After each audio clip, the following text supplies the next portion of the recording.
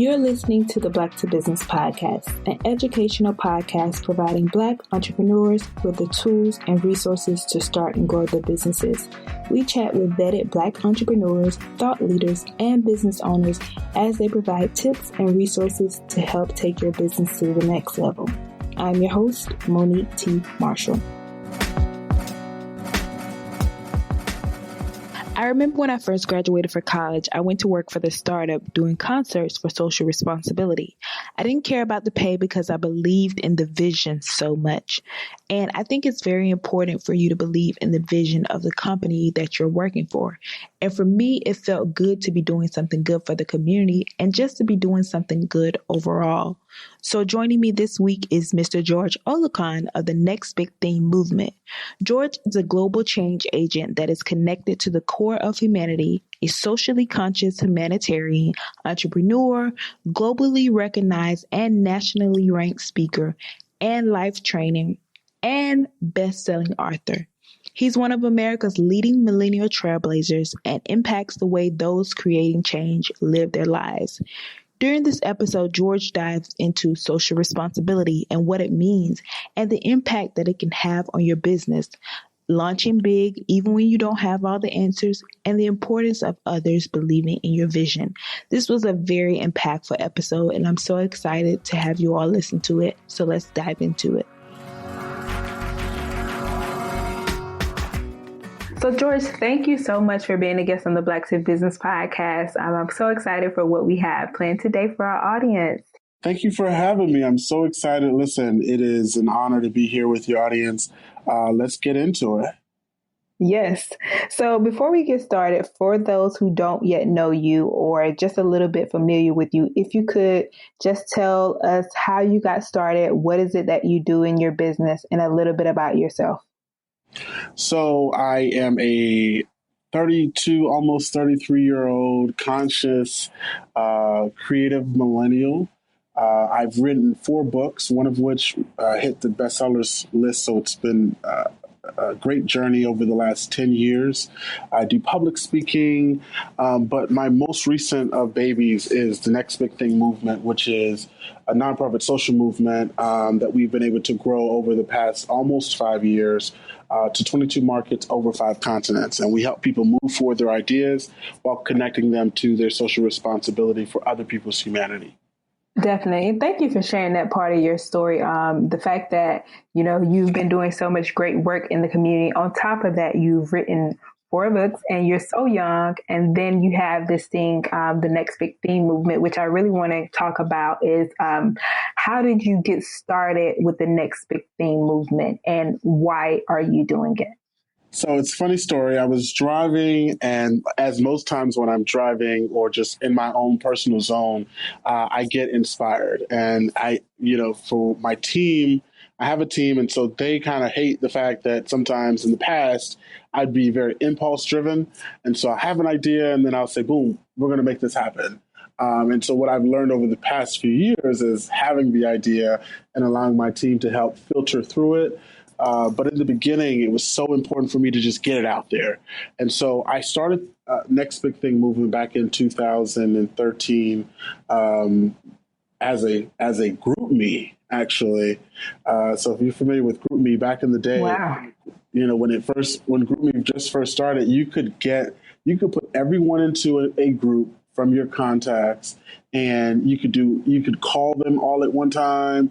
You could text them all at one time. Like, it was just so convenient. They took away some of those features because it got kind of annoying for people when the groups got larger. Yes. But, I'm like, I know that. Yeah. But it was probably one of the most brilliant things that you could have.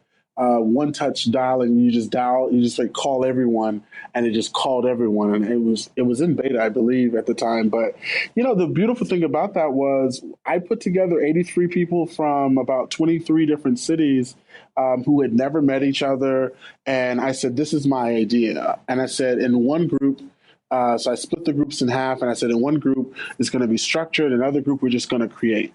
And the structured group, we had meetups, we had a bunch of just structured Q questions for the day. Like, it was really guided. And so for about 8 months, we built it, we grew it, we did in person for those who were like able to come to a meetup or something like that. We did that, and the other group was pretty much comprised of people who weren't anywhere close to each other. So it was a lot of just digital connecting. And so, I mean, basically we grew to a point where when we launched, it's like that TED Talk video. And the TED Talk video I'm talking about is, if you go and look at it, anyone, it's about the guy that's dancing. There's a guy that's dancing at this music festival, and he's by himself, and he's just dancing. And then just a couple seconds later, there's like 2 or 3 people that join him, and then 5 seconds later, there's 10 people that join him, and then there's 50 people, and then all of a sudden, everyone is doing this dance. And what that shows me, and what that made for me was that in the process of beginning anything great, such like our movement, sometimes you got to stand alone and be confident in your weirdness and your ability to stand away from everyone else. And that's what we did. And I always say we when I talk about myself, because I believe that I represent more than myself. So when I say we, that's what it means. And so we we stood out there, and people started joining us. And we launched our movement officially to the public in August of 2014. So after a year of the quiet group me, building in pilot, we launched publicly. We had over 350 people in Atlanta to come out to our launch event. Wow. And I mean, we launched as though we had been here for 10 years. Live band and photographers and drinks, but all the stuff that you could imagine. But we really didn't know exactly what this was going to be, honestly. Like, we knew there was a movement. We knew what we wanted it to stand for. We knew some components of what the reach could be, but there was no structured programming. There was no real clear-cut soundbite as to, what we did. There was like people left there just as confused as to what we were going to do. But we had a great event. And, and that really set us to do a lot of the stuff we've done over the past 4 years, because we did it and we were confident as we came out. And I told everyone and our team at that point, I said, you know what? We're just going to go out there and we're going to put it all out there. And, people will latch on to what they want to latch onto. And if they don't want to latch onto it, they'll keep on moving. And we'll keep moving this thing forward. And every year and every month, we're doing new programming. We've got a signature flagship that has gone in the space of nonprofit or events. It's gone viral, kind of in that space where everybody now wants to be a part of this platform, and we're going to different cities we've never been to, and that cities that we have been to, it's building and building and building. And that's our Next Big Thing Talks platform, which is NBT Talks, as we call it. But it's just really an opportunity for us to share people's journey. And our movement is all about people and humanity, and how do we connect people to that thing that they know is their why, the thing that they believe that they were created or put on this earth to do or create, And how do we also, in the same space, have people connect to a larger social issue that affects someone else's ability to see a next big thing? And that was it just made sense, honestly. It's like, okay, I want to do stuff that makes me feel like I'm worthwhile. But if I'm the child in South Africa and I don't have electricity past 7 o'clock, or I'm the child in Flint, Michigan, and I can't drink tap water, and I'm the child in Chicago who's, scared to get off the bus because I may die from my bus to my front door. Like, these are social issues that are affecting humanity. And if we're able to create the next big thing in technology and the creative space of arts and entertainment and business, we should also be able to protect the next big thing.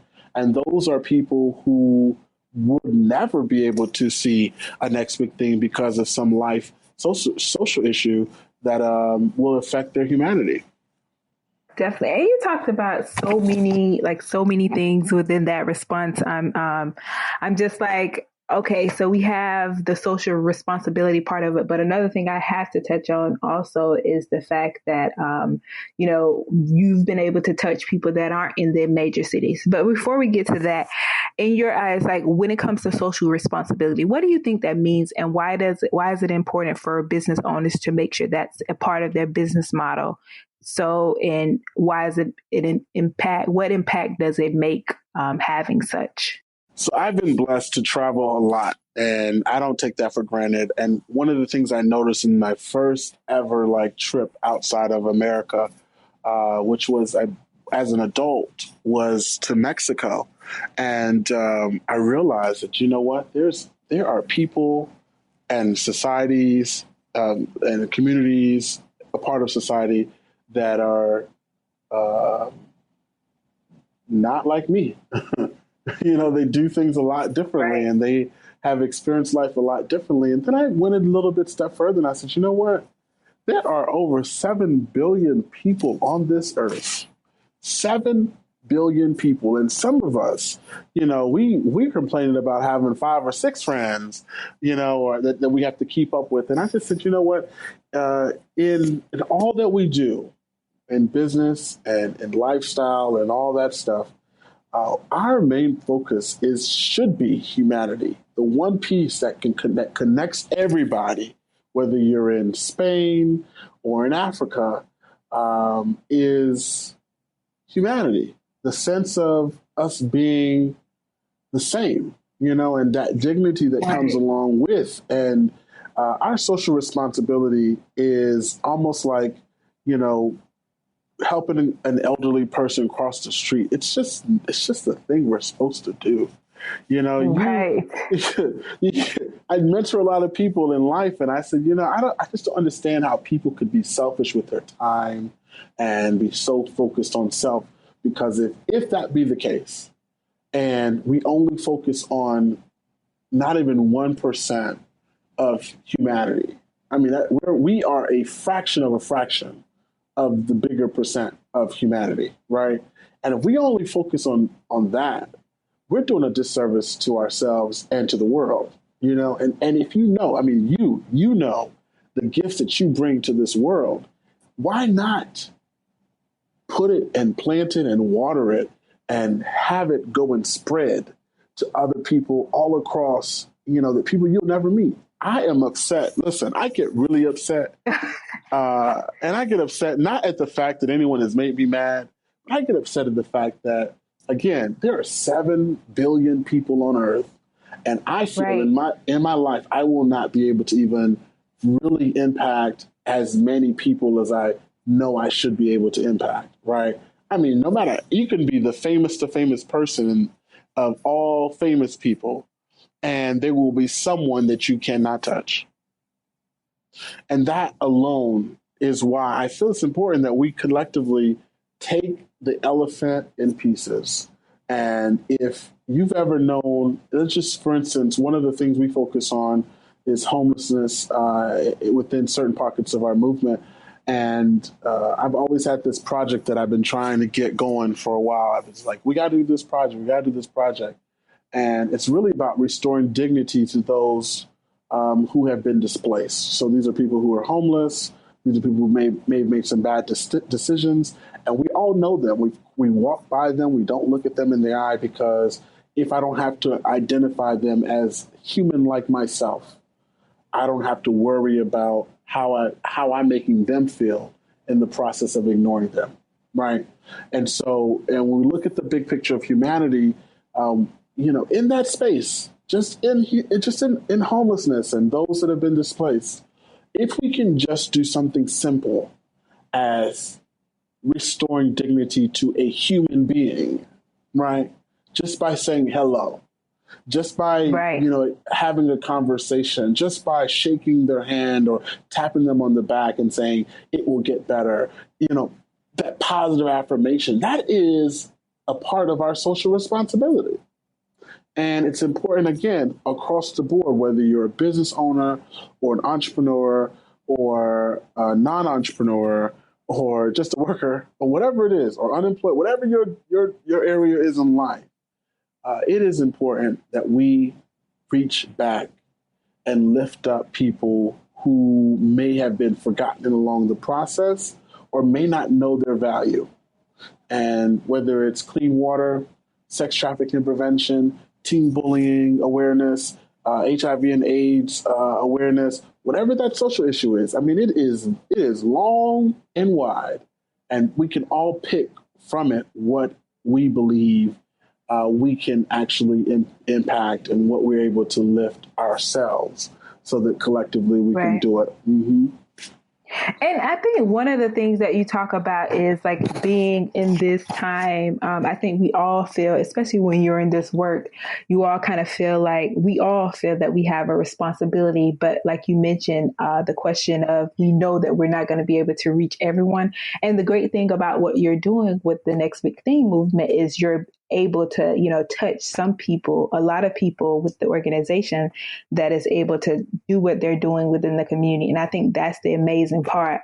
One of my questions is, now, when you were growing your community, you talked about, you got 300 people in Atlanta, but then you split the group. So what was it like to create that strategy to where, you can reach these people in these major cities, but also those people who don't necessarily have access to resources to come to the major cities?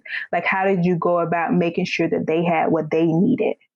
So we're still building, and I will say that the biggest thing has been sacrifice. I have sacrificed a lot, and others have also sacrificed a lot. And, I tell anyone that you can't expect people to do anything that you're not willing to do yourself. And I personally have sacrificed lots of money. I've written, like I said, I wrote 4 books, but I have put, like, my third book, Exit Strategy, I put 7% of the proceeds from that book into our movement, right? So I didn't spend anything on myself. Everything that I sold, I put it back into NBT movement because I knew what we needed to do. I knew the work we had to do, right? And it takes a lot of time for people to find validity in what you're doing, to send checks and support. And so I just knew we had to do it. It had to happen. And so I decided that we're going to travel. And in our second year, we traveled to 10 cities every month. And in those 10 cities every month, that was over, I think it was 11,000 miles we traveled every month. And in those 11,000 miles, it was very costly. But in the same segment of it, in the beginning, it was a grassroots effort of building community of people who we knew were doing great work or may have wanted to do even greater work, but didn't have the driving force to push them closer to that work, right? That collective collaborative of collaboration or a collaborative ecosystem of individuals who could implant certain pieces to the puzzle that they needed. And so we went to all these 10 cities every month. And after the first 12 months, we realized that some cities were not ready, right? And so we moved back to just focusing on the cities that we knew got it. And we added a couple cities in there that had the potential, and we worked on it. And I tell you, it was a lot of hours that people don't see. A lot of people, lot of just follow-up hours, a lot of telephone calls, a lot of messages, and showing up and sometimes sleeping on someone's floor in order to make this happen. And I would not trade it for the world. I was telling someone, it was a time in 2012, I'd gone to New York for one of our events, and somehow somebody, myself, did not secure my hotel accommodations in a timely manner. So I got plenty of friends all over the place, and I'm very friendly. So, I called a friend from college who was really close to me, and I was like, "Hey, bro, I'm coming to New York. I'll be there for a week. Apparently, I didn't plan well, and this week I believe it's like Fashion Week or something, because all the hotels are upwards of $1,000." And I was like, "I don't have that because I'm building this movement." You know, actually it was 2014, actually. I said 2012, 2014. And building this movement. And he was like, bro, I got you. Just come on now. I didn't know that he stayed in the Bronx. And if you know anything about New York, the Bronx is the furthest borough, well, one of the furthest boroughs out. Yes.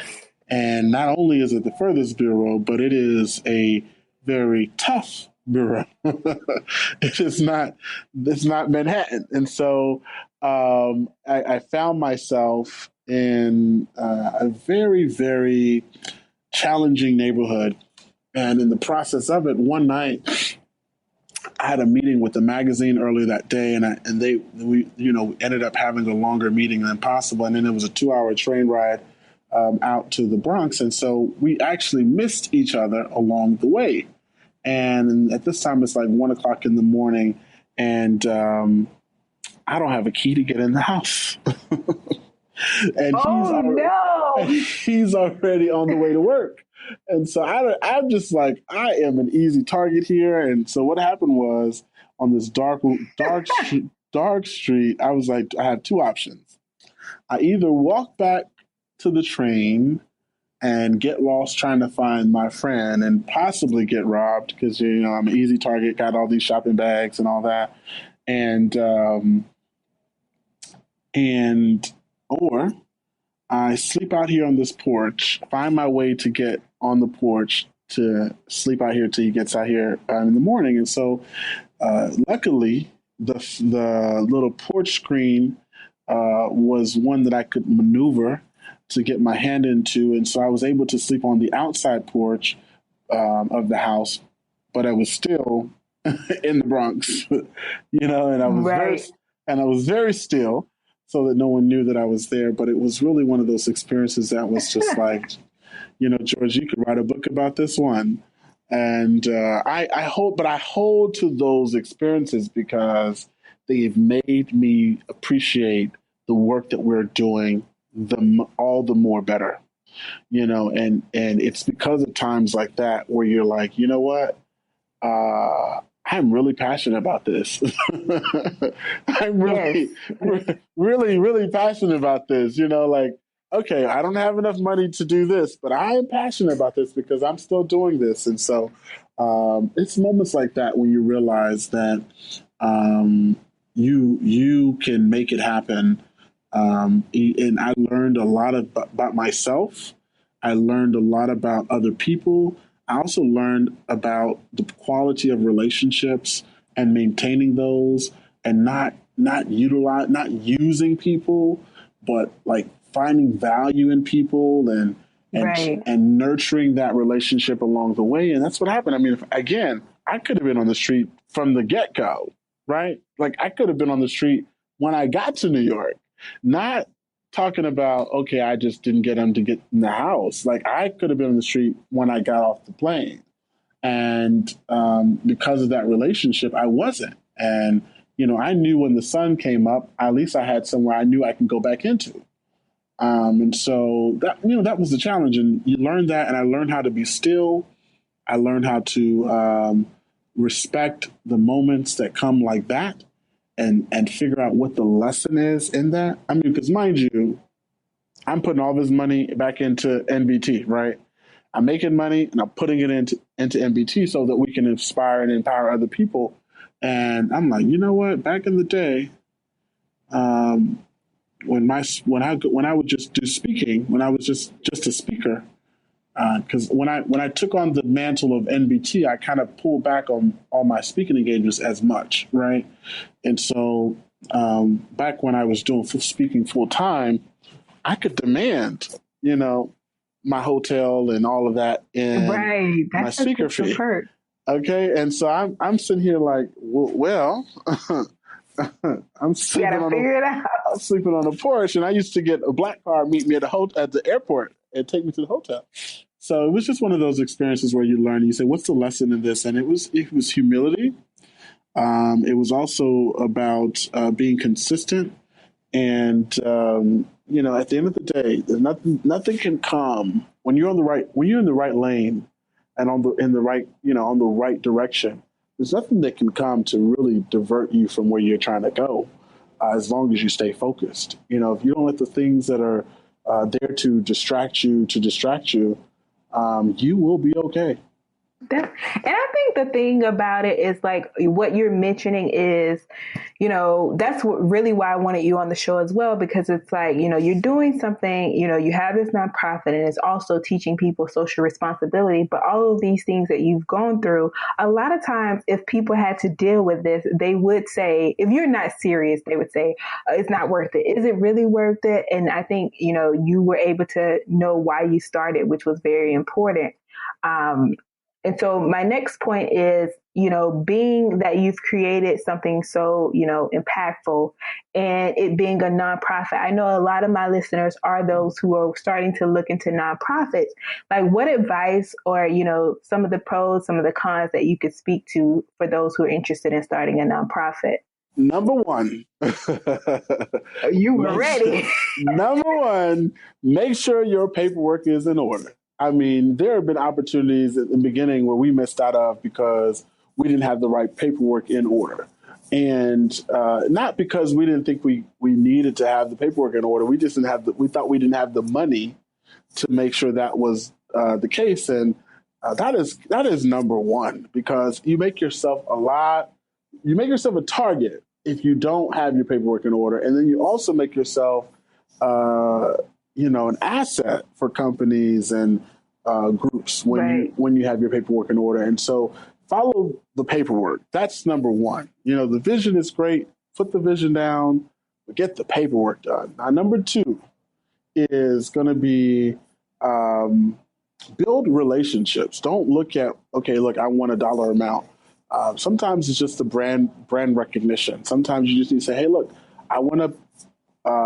we want to do this event with BMW, and we don't need anything from you. We would want something from you, but we would rather build this relationship and have you find the value than ask you and you tell us no.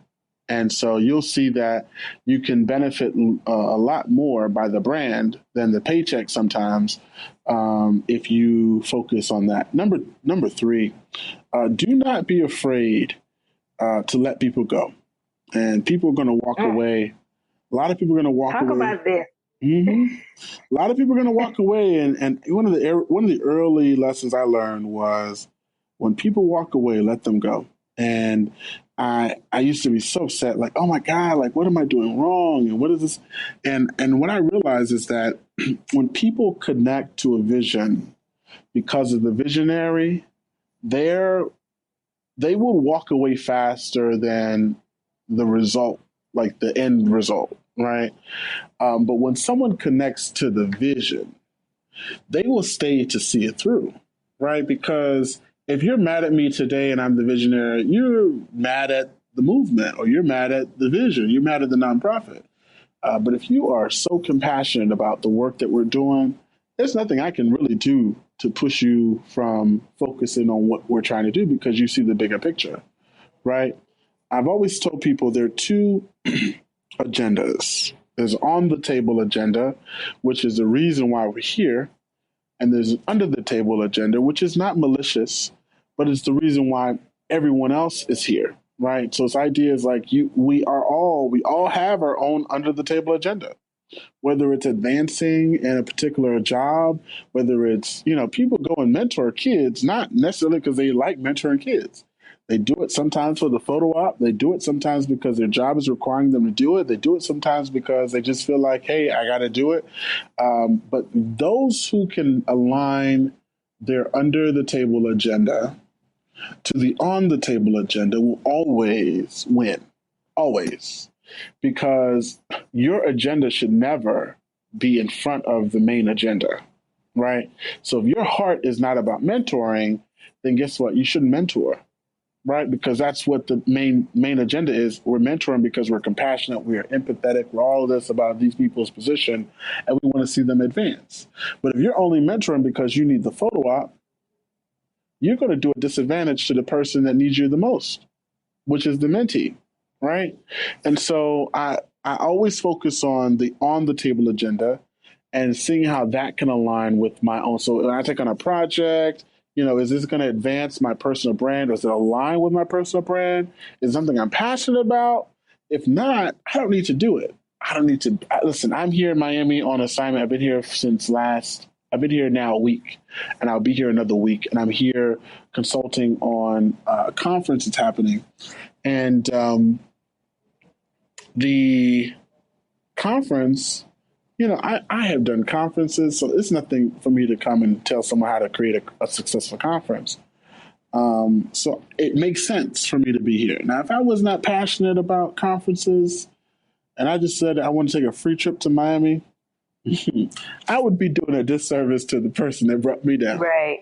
Okay, I really would, because I would not be focused on the table agenda. And I think it eventually, like, what's in the dark, it always comes to the light. So one way or another, it could be 2 years, 3 years, you will eventually get that test to why you're doing it. So, even you mentioning that, free trip to Miami, some people would think, but if you have that agenda, it's, why you're there. Now, it is very beautiful here. It is very beautiful here. I've been tempted to go sit on the beach a couple of times, but I'm working. So yeah, that's why. Right. So George, now one of the things I don't think we have to touch on is, because you're doing such amazing things, and you have this name. You're welcome, and you're George, Mr. Opportunity. So where did that come from? Where did you get that middle name? So, it's actually, so I've moved it to my middle name, but it's been my brand name for about 6 years now. A good friend of mine was murdered. I call him my brother. So if you ever hear me talking about my brother being murdered, this is my good friend. He was murdered in 2012, January 15, 2012. And he used to call me Mr. Opportunity when he was alive. And so when he died, or when he was murdered, I actually took that on as my brand so that his legacy can live through my work. Because it was through his death, even though I was already in the space operating and doing, similar work, it was in his death that I was able to get a second chance at life. And so I saw life at with more urgency, less self, more us, less me. And so I use that. And so Mr. Opportunity is really about helping people find the opportunity of their lives and connecting them to the core of their existence. And so when some people hear it, they just, oh, it's so funny. But and for other people, it's like, I get it. It makes sense. And then some people, when they hear it, they're like, oh, I'm so sorry. I thought it was funny, but it actually means a lot. So literally this past Thursday, 6 years in the works, we finally got a guilty plea from the person who murdered my brother. So we're starting a new level of closure. But I mean, for 6 years, we have been without closure. And 5 of those 6 years, we didn't have any answers. And so, God is good. And in the process of it, I have spent the last 6 years with the Mr. Opportunity brand, just making sure that I would stay focused on his legacy, but connecting it to the work that I'm doing so it can all align. And that's where that came from. I'm so happy to hear, that closure is coming, and just that, how you were able to take that and continue to make something out of it and impactful. So I think that's amazing. And the fact that I think the thing about it is you focus on collaboration, which I think is very important for entrepreneurship. And the fact that, with all of that, it's social responsibility that you're pushing. Why do you feel like collaboration in entrepreneurship is so important? And if you could touch on, how could others get involved in starting a movement within themselves in their businesses? We're all in a rush to get somewhere. And one thing I've noticed about major cities is they have this lane, a special lane that allows you to go a little bit faster than everyone else. And it's called the HOV lane. And the HOV lane requires you to have 2 or more people in your automobile. And I looked at that and I was like, whoa, wow. Well, wait a minute. Come on, let's come back. And I saw that and I said, wow, what if in life we could connect the dots and move faster together? And I realized that when you work with someone who has a skill set or skill sets that you don't have, you're able to move an idea faster forward faster. And so, whether it's you need to create a book design and you've never done that before, if you connect with someone who's done that before, or you connect with a graphic designer or a creative designer, you are able to now do that a little bit better and a little bit faster. And so the collective collaborative, the collaboration space is all about how do we make the most of our time and not have to do what you're doing and allow you to get your shine in the process of it and me get mine. And we're not competition. And people compete against each other, but we don't have to compete. We get there so much faster together. We can do so much more. Think about it like this. On any given Saturday in any major city or any city where you have church groups and community groups, there are people who are feeding the hungry, feeding the homeless, right? Have you experienced that? There are people who are setting up little, whether it's soup kitchens or sandwich boxes or chicken or spaghetti, whatever it is, they are doing that. And they come together, they meet, they say, oh, we're going to do this on Saturday. And someone may have lots of resources and someone else may have lots of manpower. But the challenge is that there's no collaboration most of the time in that space. And so you and your church group will go and feed at 10 a.m. and me and my community group may go and feed at 10:30. Now there's an overlapping because we don't know if we've reached the same people. We don't know if, in one side we have a lot of manpower. We're only able to give out peanut butter and jelly sandwiches, and you're on the other side, you're able to give out a full course meal, but you don't have the manpower to actually really distribute it like you should. And just imagine how much more we were able to do if we came together and collaborated on an event and say, well, you know what, we're going to take this money that we're going to spend on peanut butter and jelly and put it towards toiletries. And we also have the manpower.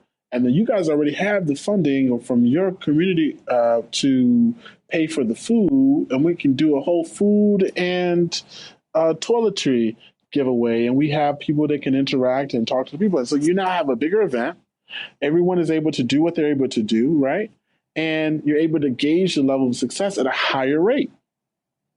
You see that? And so that's just one example of what collaborations happen. Think about it like this. And we go to the music arena. A few years back, Beyonce did something, and I'm not a beehiver, but I respect her craft. They're all going to go and spam my page now. I love Beyonce, love her. So listen, so she said something that was so profound in an interview she did when she came out with the first ever digital album without any hard CD sales, right? It was all online. And she broke the internet. Literally everybody heard she did such high numbers on that album. I don't know, maybe it was 20, maybe 4 or 5 years ago, maybe 4 years ago. And she said that the one that she didn't promote. She didn't promote. She just put it out at like midnight, and that by morning it was gold or triple platinum or whatever it was. And she said that the way that they were able to keep that such a secret, and the way they were able to be successful in it, was she saw people who were not necessarily the mainstream top person that everybody knew, but these people were extraordinary people who had great talent that people did not know, but they did really great talent. And she put them together on a group and had the best marketer, the best graphic designer, the best strategist, the best X, Y, and Z that she could find come together and work together on a team. And collectively, they came up with such a brilliant idea and were able to keep it to where they now created a new standard. And now everybody's waiting to midnight or 12:01 to release their new album, and it's no longer a Tuesday thing. The folks people are doing it as they can be most creative, and so you start to be innovative And collaborations are one of the things that help us to really make impact in the world. It takes multiple people to accomplish something great. Definitely. And I agree. And one of the things I think, I was looking up, and you've written, like you mentioned before, four books. And in the midst of, doing all that you're doing, what was the motivation behind writing these books, and what was that process like for you? Can I be honest with you? Yes, this is back to business. I never ever wanted to write. I was like growing up, my mom would always put us in the library over the weekends and the summers and all. And she just said, "Go there and read all the books." And there was a thing with Pizza Hut and Chick-fil-A had back in the day where it was like the children's reading club, and you read so many books, and you get a free pizza. Honestly. The people at the library were so tired of seeing us that they would just give us the little tickets to just say we read, because it was just that. But I mean, seriously, but I never really ever. I've always been smart. Never had an opportunity to really want to really push myself beyond my area of smartness, and so I never wanted to read. I never really wanted to write. And up until about 2010, when my first book came out.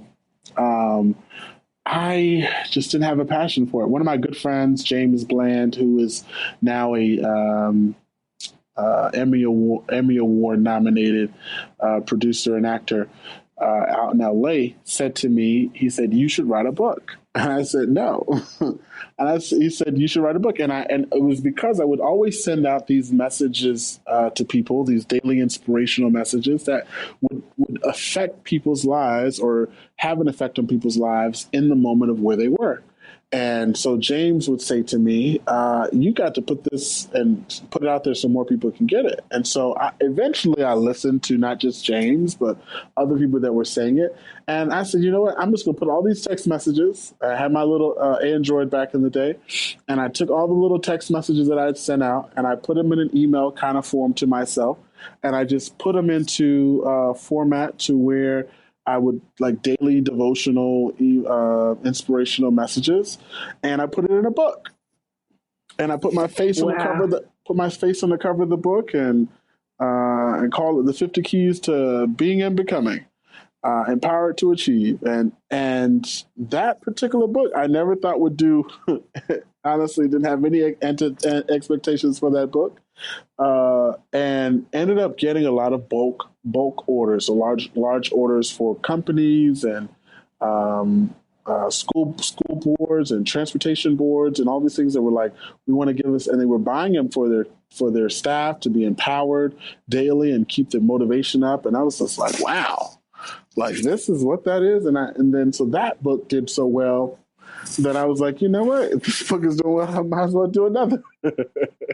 And not even on purpose. You weren't even doing it on purpose. At all.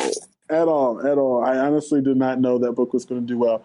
And I traveled a little bit, and so that was good. And then, I almost got discouraged because when you're on the path and you're doing some great work and you're operating your gift, there are going to be some people that come along who have never, ever plugged in or supported, or they're going to come with some unwarranted, unsolicited advice, and if you listen to it, it will mess you up. And I had some folks who never read my book, never ever supported it, never bought it, never ever had a conversation positively about it, said, "Oh, look at this, wrote a book, got all the big words and all this." Like, mind you, they've not done anything like it. Never gone through the publishing process, haven't done all X, Y, and Z. And Cindy had just critique, hadn't read the book, all this. But on the other side, I'm getting all these rave reviews from people, from my friends to people I've never met. And I got an email one day, which really blew my mind. An email where at the end, how people put quotes at the back, at the end under their signature. It was one of my quotes, and I was quoted in an email, and the person didn't realize that they were quoting me and sending me an email. And I was like, I was blown, because I was like, people quote Oprah, not me. And so it was a surreal moment. And I realized at that moment that I had a gift, and that gift needed to reach as many people as it possibly could. And so in the space of knowing that gift and knowing that when I write a message, I'm not writing for myself, but I'm writing for the person that will read or be connected to that message. That's why I continue to write, because I know I have so much inside of me. And as you can tell, I haven't stopped talking on this interview. We love it. We're loving it. But it has been the highlight of my life. And every time I'm able to put together a book and put out some good information, it is something that really makes me feel good and accomplished on the inside, that I'm able to affect someone else's course on the outside. And so that's why I write. I really write for the people. I write for people's ability to connect with my words, to savor my words, to hold true to my words, to carry them to the next level of their lives. I mean, that's why I write, and I will continue to write. And now I have an aspiration to write, 70, 80 books in my lifetime. Wow. Again, I did not grow up wanting to write a book. That was not my thing. And so, do you have like any kind of resources or favorite tools that either keep you motivated or have helped you in your entrepreneurial journey? This may sound really bad. I don't do really mantras. So in the beginning of every year, my year is planned out by October. So October is my planning month for the next year. So everything I want to accomplish, I've already decided by October, this is what I want to do next year. So things are not really just coming up and just surprising me. Like, all the time I'm surprised, if I'm inspired instantaneously, then I have to kind of work through the idea and make it happen. But for the most part, I kind of just outline my year. And so when it comes time to do New Year's resolutions, I've already created a theme for that year, right? So being intentional or whatever it is that theme is going to be. So everything that I do now aligns to that theme.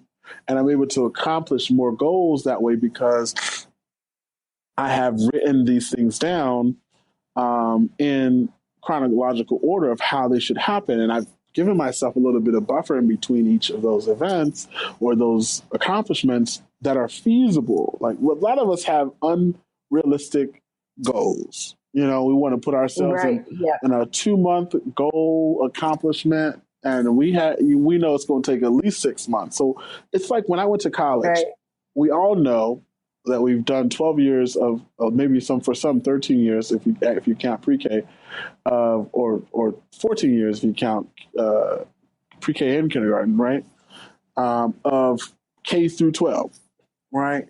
We know that at the end of 12th grade, you're going to get a diploma. In order to go to college, that's what we know. We're supposed to get a diploma, right? So in order to go to college, we know automatically once you select a major, you're not going to be a political scientist or a biologist or an engineer overnight, but you have set your mind on the fact that you want to be X, Y, and Z. And whatever the X, Y, and Z is for you, it comes with a standard minimum, right? A standard minimum. If it's 4 years, if it's 3 years, with the possibility of a half semester, if it's 6 years, whatever it is, it's already preset. We know this is what the curriculum needs to look like. So all you now are doing is working the plan, right? And in the process of working the plan, you know that in 6 years, I could be a doctor of pharmacy.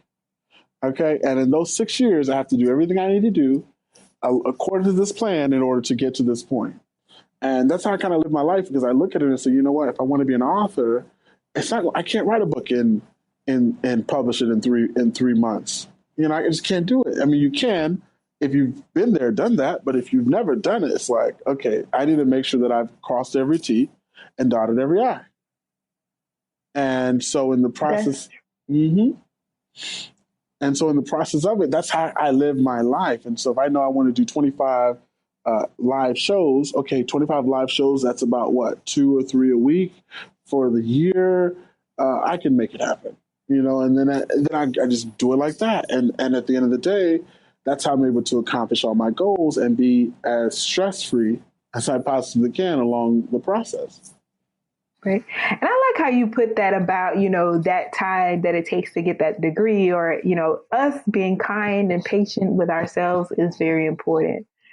And knowing that it'll take time. So that was a great point.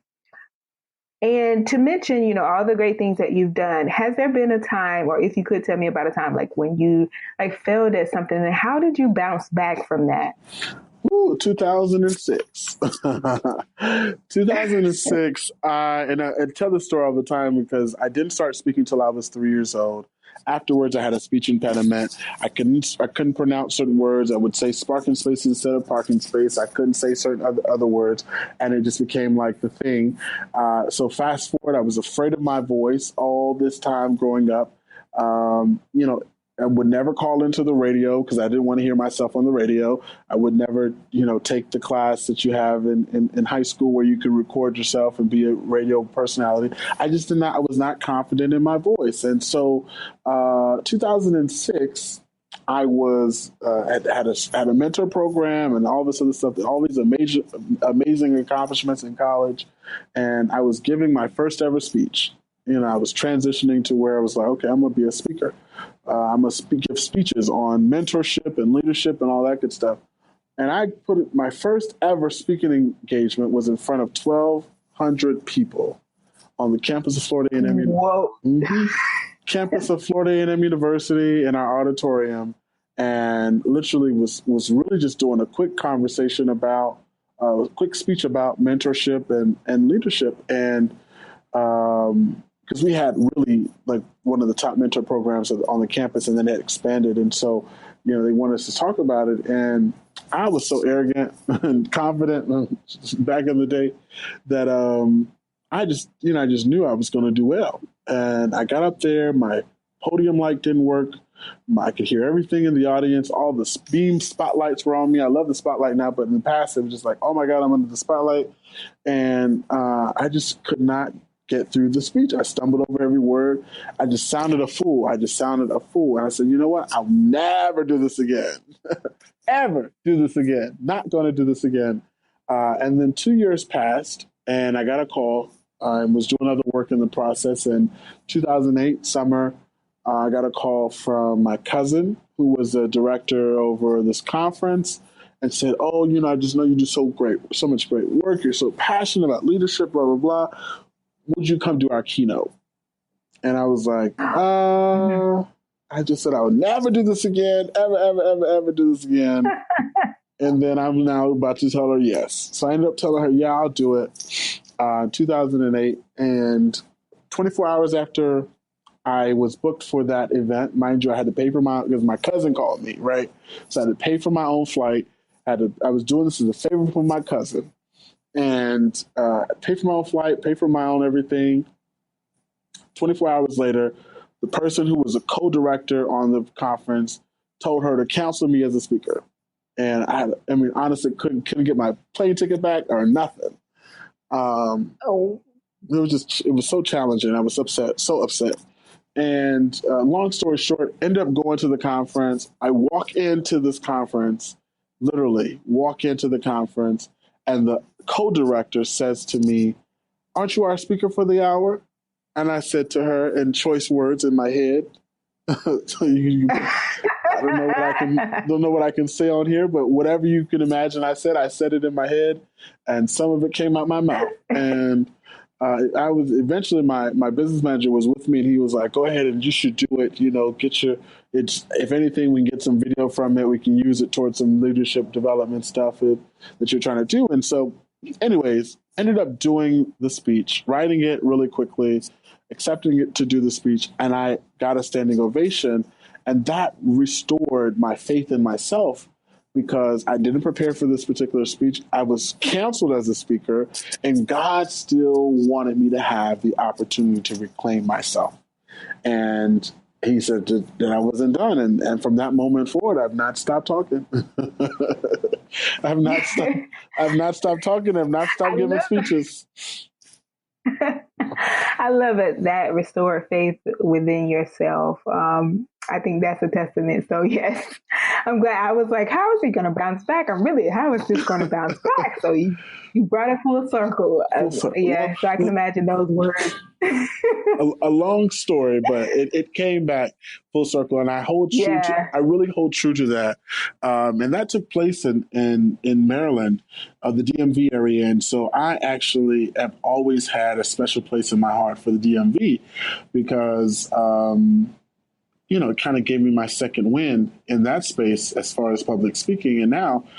If the readers want to have me or the listeners want to have me, I will work out a good deal to come and speak. But I don't buy my own ticket anymore. And still traumatized by that. I don't buy my own ticket for events anymore. Lesson learned. Yeah, lesson learned. Now I'm not buying any tickets. Mm-hmm. Thank you for that. Thank you, guys. And even so, looking back and all of the things that you've accomplished, what advice would you give your 23-year-old self? Oh, listen, I'm but people only tell me I'm like 25 when they see me. But I would tell my 23-year-old self as a almost 33-year-old, enjoy the journey. I mean, I've gotten so many accomplishments along the way, and it's, a serious moment. Most of us, we're always looking for our next big accomplishment. When am I going to be honored for this, and what can I do for that? And most of the time, we get the honor, but we don't really allow for that honor to receive its due diligence. And so we get the honor, and then we're like, "What's next?" And that's a question we're asked at every stage in life. And instead of just able to just relish in the accomplishment and let it have its own moment, I would do that a lot more. When I was named top 40 under 40, I was like, oh, I'm the youngest on the list. I got to do much more. I don't know why I was on the list. Instead of saying, well, dude, you are a phenomenal individual, that you are on the same list with a colonel in the Navy and one of 3 African Americans on the list. I could not bring myself to celebrate myself in that moment. Now I celebrate. But in that moment, I was like, I'm so young and I'm the youngest on the list. What do they think? Why am I even I can't compare to everyone else? And I didn't have to compare, because the beautiful thing about a race, if someone said to me, George, I'm going to put 40 people on the track and the goal is 1 mile. As long as all 40 of us reach that 1 mile, we're all winners. The second that someone decides to put something in someone else's path so they can't get there, or for me to see someone else's competition, I have lost the race already, because the race is to get to the mile, not to compete with such and such or to obstruct such and such. And so one of the things that I hold to today is, if I have a key that can get someone in a door that they need to get into, and I have the key, they can have it. You can have that key, because it's not my door to get into, because I have a master key. So in the day, you can have your key, because I don't need that key. It's just taking up space on my keychain, And so in life, I don't look at people's competition. I am my own competition. But the competition, when I say I'm my own competition, is everything that God has gifted me to embody. If I am not looking to strengthen those things and make those things better, whether it be business, whether it be physically, mentally, emotionally, spiritually, all those areas of my life have to work together to build the best version of me. And by me operating in the best version of me, I am now being a service to the world, right? It is said, and this is one of the things I say whenever you hear me say it is said, it's something I'm saying. But the greatest person in life that we will ever meet is ourselves. And when we meet ourselves, that's when life actually begins. And so for me, I love the fact that I get to meet myself every day, because guess what? A new layer to that journey begins every day. A new layer of that journey begins every day. And I don't want to be on the same journey, complacent, oh my God, this, oh my God, that. I love the fact that at the end of the Right. day, I can say I am operating in my best self. People are getting from me what God has gifted me with. I am not the only source of everyone's ability to be great, but I can identify that source for people so that they themselves can operate in their greatness. That is a word a lot of people will never get opportunity to experience because they don't even believe that they can be great. And so, I mean, in I all love those it. things, all of those things, meet yourself and relish in the moment. Celebrate yourself, George. I would tell myself all of that. Yes, I love it.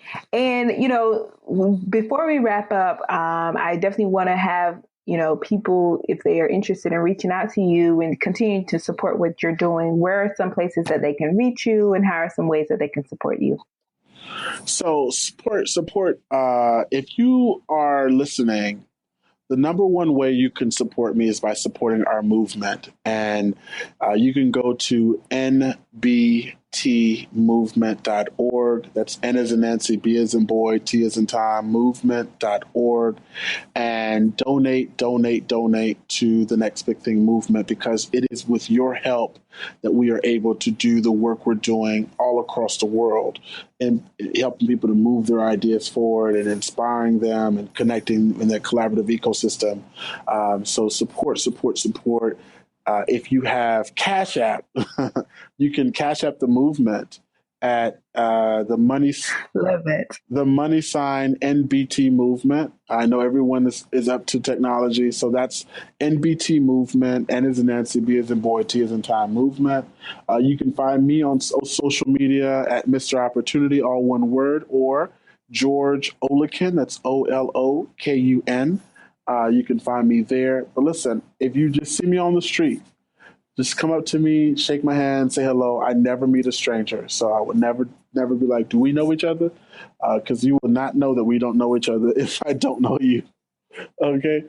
So any of those platforms, I think that you're also, if you can put some of my links into the bio, they can find it there as well. Definitely. Yes.